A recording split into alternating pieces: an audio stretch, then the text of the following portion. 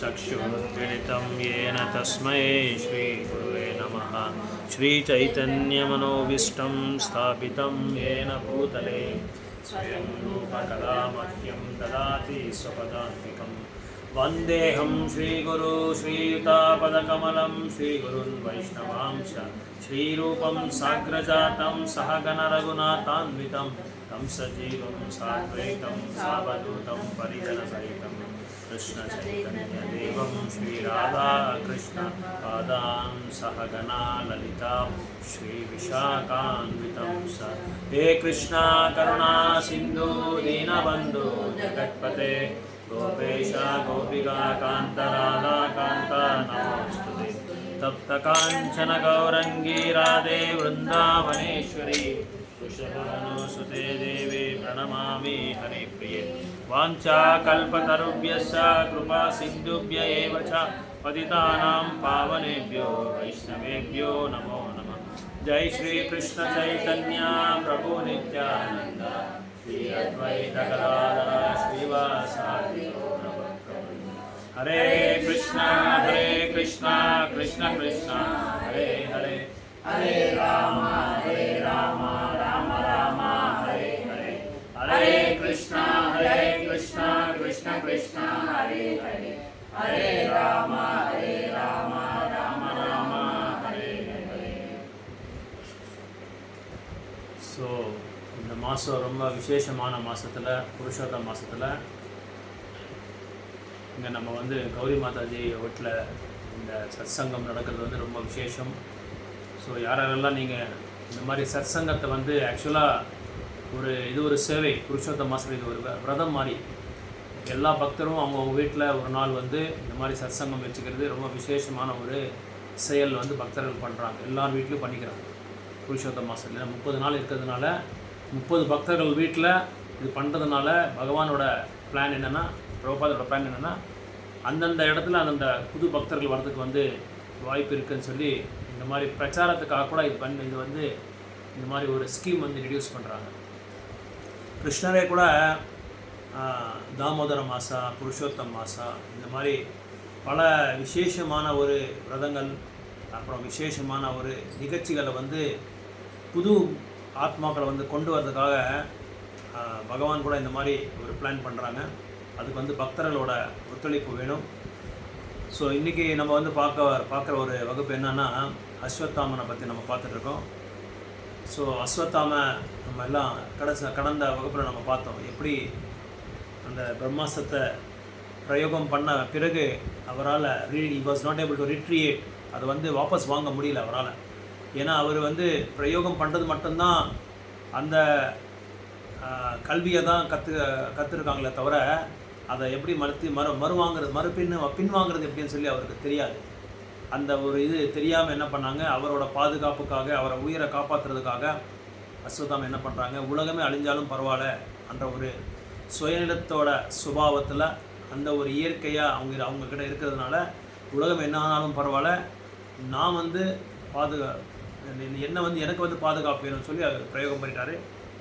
அதுக்கப்புறம் இது கிருஷ்ணர் அர்ஜுனர்லாம் பார்த்துட்டு கிருஷ்ணர் அர்ஜுனரை கூப்பிட்டு சொல்கிறாங்க, அர்ஜுனா, எப்படியும் உனக்கு தெரியும் அஸ்வத்தாமனால் அந்த பிரம்மாஸ்திரம் வந்து இப்போ வந்து நியூக்ளியர் வெப்பன் அப்படின்னு சொல்கிறோம். நம்ம மாடர்ன் வேர்ல்டு அது பேர் வந்து நியூக்ளியர் வெப்பன், அணுகுண்டு அப்படின்னு சொல்கிறாங்க.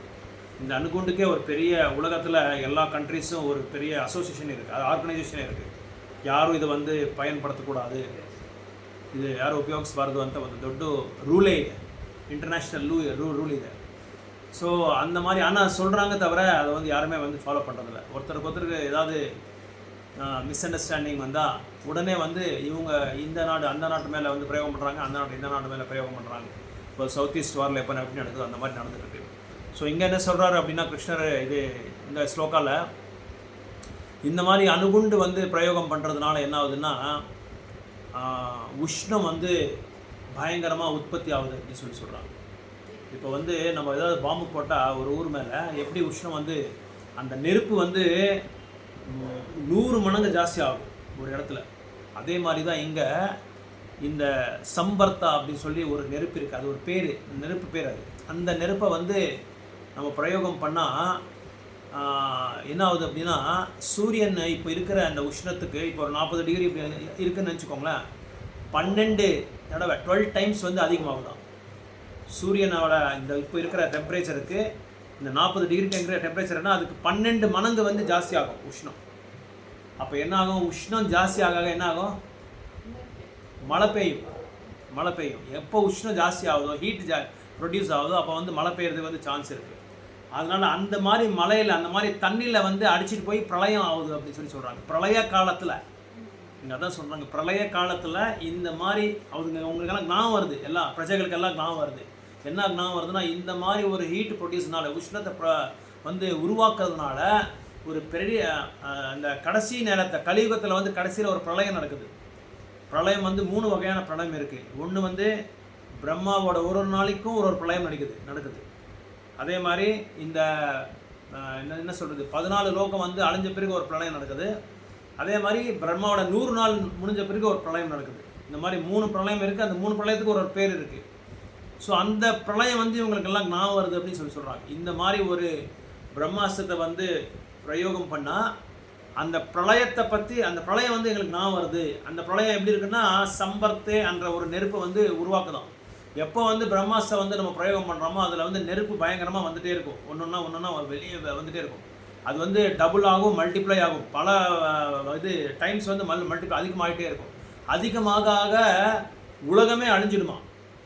உலகமே அழிஞ்ச பிறகு, உலகமே அழிஞ்சிட்டா அப்போ வந்து அது பிரளயம் வரும்னு சொல்கிறாங்க. ஆனால் இங்கே பிரபுபாத் என்ன சொல்கிறாரு, இப்போ இருக்கிற நியூக்ளியர் வெப்பன், இப்போ இருக்கிற அணுபாம்பை வந்து யாராலையும் உலகத்தை அழிக்க முடியாதான். ஆனால் எல்லோரும் என்ன சொல்கிறாங்கன்னா, வார் நடந்துட்டாலே உலகம் எல்லாமே அழிஞ்சிடும் அப்படின்னு சொல்கிறாங்க. ஆனால் பிரபுபாத் என்ன சொல்கிறாரு அப்படின்னா, கண்டிப்பாக உலகம் அழிகிறதுக்கு எவனாலையும் முடியாதுன்றாங்க. உலகத்தை உருவாக்கவும் முடியாது, அது வந்து அழிக்கவும் முடியாது.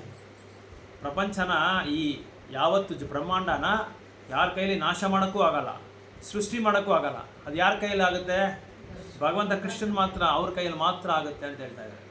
ಸೊ ಅದೇ ಇಲ್ಲಿ ಹೇಳ್ತಾ ಇದ್ದಾರೆ, ಏನಂತ ಹೇಳ್ತಾ ಇದ್ದಾರೆ ಅಂದರೆ, ಇದು ಸೂರ್ಯನ ಸೂರ್ಯ ಮಂಡಲದಿಂದ 12 ಸಲ ಒಂದು ಅಧಿಕ ಆಗ್ತಾ ಇರೋದಂತೆ. ಈ ಉಷ್ಣ ಜಾಸ್ತಿ ಆಗ್ತಾ ಹೋಗ್ತಾ ಇರೋದಂತೆ. ಜಾಸ್ತಿ ಆಗ್ತಾ ಹೋಗ್ತಾ ಇರುವಾಗ ಏನಾಗುತ್ತೆ ಅಂತ ಹೇಳಿದ್ರೆ, ವರ್ಷಗಳು ಬಂದು ಈ ಫಾರೆಸ್ಟಲ್ಲಿ, காட்டில் எப்படி பிளேசிங் ஃபயர், சம்சார தாவானலா, அந்த தாவானலா அப்படின்னா நெருப்பை, இது ஒரு மரமும் இன்னொரு அந்த 2 வந்து ரப் ஆகுது இல்லையா, வரசுது. அது வரசும்போது என்ன ஆகுது, ಬೆಂಕಿ ಉತ್ಪತ್ತಿ ಆಗುತ್ತೆ.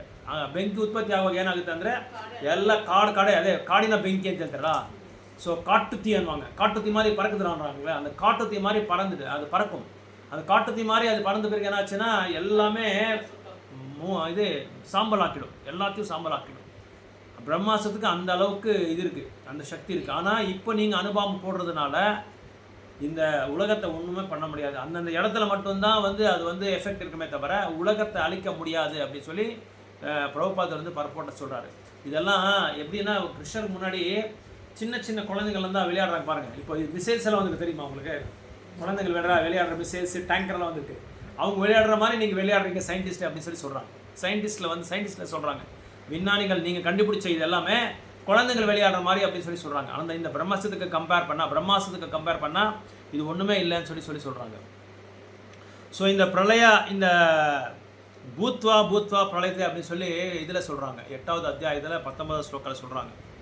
அதாவது இந்த பிரளயம் வந்து இந்த என்ன சொல்கிறது, பிரம்மாவோட ஒரு நாள், நம்ம பகவத்கீதையில் படித்தா நம்ம ஒரு ஸ்லோகா இருக்குது, சஹஸ்ரயுக பர்யந்தம் அப்படின்னு சொல்லி ஒரு ஸ்லோகா வருது. அந்த ஸ்லோகாவில் வந்து இந்த பிரம்மாவோட நாளை பற்றி வந்து விளக்கத்தை கொடுத்துருக்காங்க. அதாவது 4,32,000 வருடங்களை வந்து 1000ஆல் நம்ம பெருக்கினா, அந்த மாதிரி 4 யுகமும் நம்ம வந்து பெருக்கினா 4,32,000 வந்து கலியுகத்தோட ஏஜ். கலியுகம் வந்து 4,32,000 இயர்ஸ் கடந்தால் தான் இந்த கலியுகமே முடியும். இதை வந்து டபுள் பண்ணால் துவாபர யுகம். ஸோ இந்த 4,32,000 இயர்ஸை வந்து ட்ரிபிள் பண்ணால் திரேதா யுகம். அதே மாதிரி அது இன்ட்டு 4 பண்ணால் சத்தியயுகம். இது 4 சேர்ந்தால் ஒரு சத்துர்யுகம். புரியுதுங்களா? 4,32,000 வருடங்கள் வந்து ஒரு கலியுகத்தோட ஆயுசு. ஸோ இதை வந்து டபுள் பண்ணால் துவாபர யுகம், அப்போ இன்ட்டு 3 பண்ணால் திரேதா யுகம், இன்ட்டு 4 பண்ணால் சத்தியயுகம், 4 யுகம். இந்த 4 யுகங்களை வந்து சத்துர்யுகம் அப்படி சொல்லுவாங்க. இந்த சத்துர்யுகத்தை 1000ஆல பெருக்கல் பண்ணும், இன்ட்டு பண்ணும், மல்டிப்ளை பண்ணால் பிரம்மாவோட 12 மணி நேரம், பிரம்மாவோட 12 மணி நேரம் தான். இதை வந்து டபுள் பண்ணாதான் பிரம்மாவோட முழு நாள், 24 hours பிரம்மாவோட முழு நாள். இந்த மாதிரி பிரம்மா அது ஒரு நாள் கால்குலேட் பண்ணால் ஒரு மாதத்துக்கு 30 நாள், ஒரு வருஷத்துக்கு 12 மாதம், இப்படி 100 வருஷம் வாழ்வார் பிரம்மா. இப்படி 100 வருஷம் வாழ்வார். அப்படி 100 வருஷம் வாழ்ந்த பிறகு தான் இந்த பிரம்மாண்டம் எல்லாமே அழிஞ்சிடும். அது மட்டும் இல்லாமல் பிரம்மா காலையில் உருவாக்குவார், நைட்டு வந்து அதை வந்து லயம் பண்ணுவார், அதை டெவஸ்டேட் பண்ணுவார், அழிச்சிடுவார் அவர். ஸோ பிரம்மாவோட சேவையே இதே தான். இது நீங்கள் நல்லா புரிஞ்சுக்கணும். ஸோ இந்த மாதிரி அழிஞ்சிடும்.